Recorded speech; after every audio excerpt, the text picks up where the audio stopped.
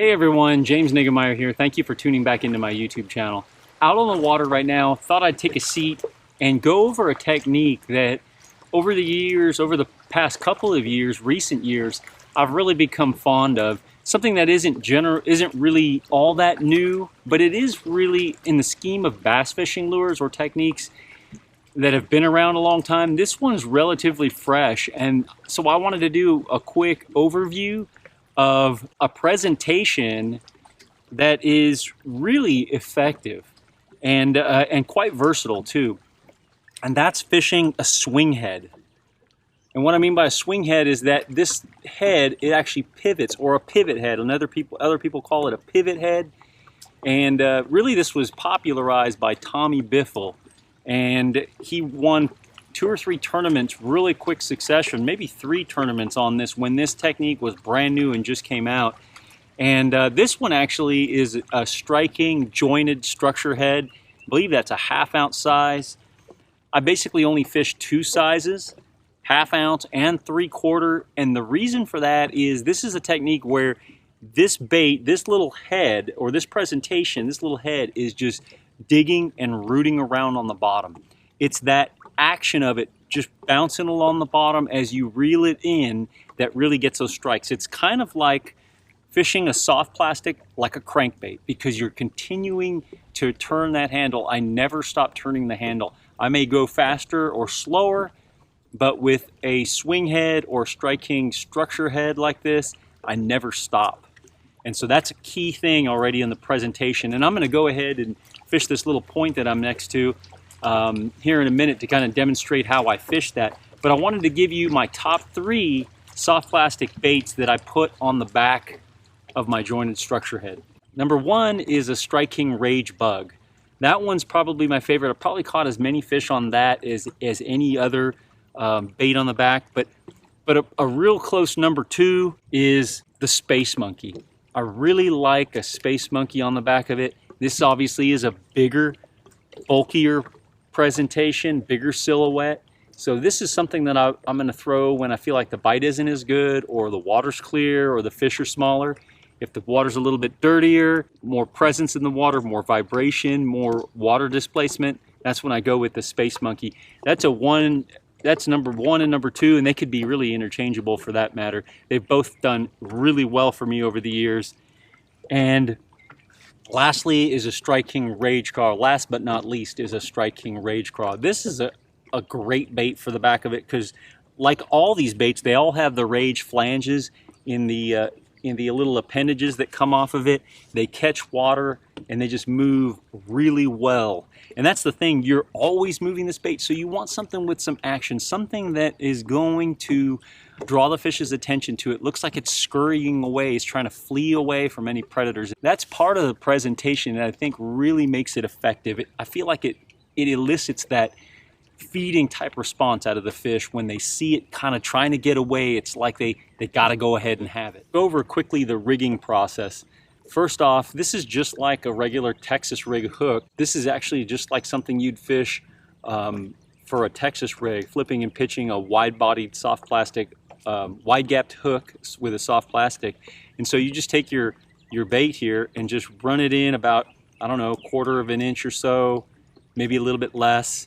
You don't want to run it up too far, because this appendage, you don't want it to get in the way of that joint. You want that action to be free swinging. So let me back that up. I probably got a little too far on there.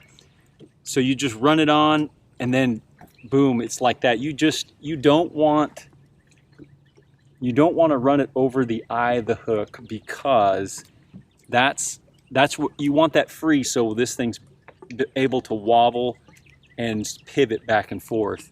And then obviously I'm just going to measure it off and then Texas rig it back in.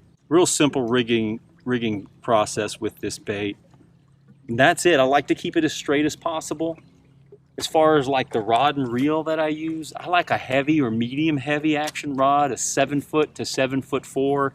This is actually a 7'4". Heavy power, fast action. It's actually a Lew's rod, and it's their Magnum pitch and stick right there. It's their Magnum pitch and stick, and I've got it on a Lew's Hyper Mag.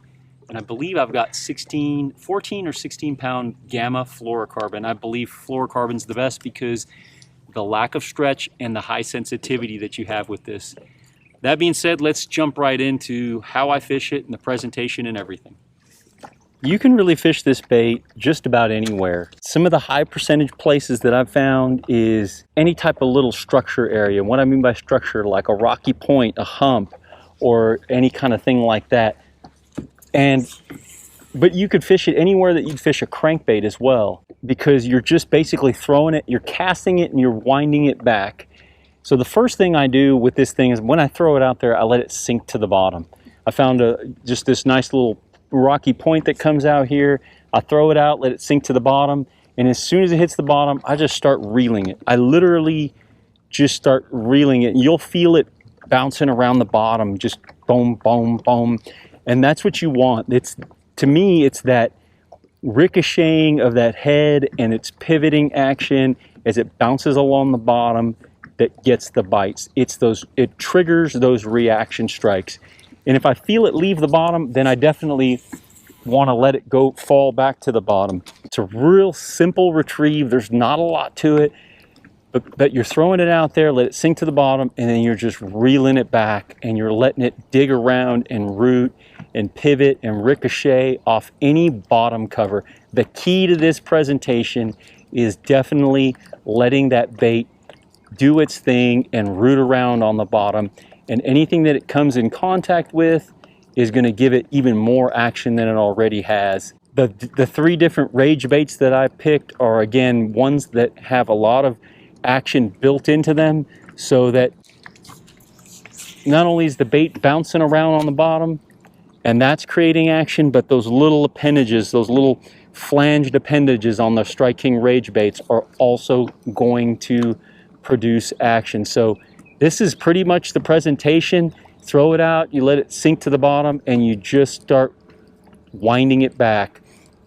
Sometimes they want it faster than others, and the key to me is not necessarily that you have to go slow, but that it has to be bouncing on the bottom. And then the other key also is you never want to stop it. You just want to keep reeling that bait back to the boat. And if you notice, as I've pulled up to this point, I'm also quartering off and trying to identify where the fish might be located on this point. And you can also fish it up there. I'm in less than 4 feet of water right now, and I'm bouncing along in some areas where I feel like I could catch them on a crankbait. They can be anywhere out to over 20 feet of water with this presentation, so don't limit how deep you fish it as far as it got hung up there. Day in, day out, this is a presentation where I want to keep that thing moving. And if you saw how when I got hung up, just one more tip. If I throw out there, it goes to the bottom, and I'm working the bait back to the boat, and it gets hung up, what I like to do is I just kind of twitch the rod tip, try to pop some slack in it, and it'll usually pop free. And if not, I'll take the trolling motor over there and get it. As long as you get on the other side of it, a lot of times it'll also come free. So the last thing I want to talk about is setting the hook and detecting a bite. When I'm bouncing that thing along the bottom and just slowly cranking or winding the handle and pulling that bait back, I'm always feeling for, like something that feels like a worm bite or a jig bite, a tick or weightlessness. It's usually a tick, and the bait either loads up or there's a weightlessness, like I can't feel the bait anymore. That means the fish has grabbed it and started swimming toward me.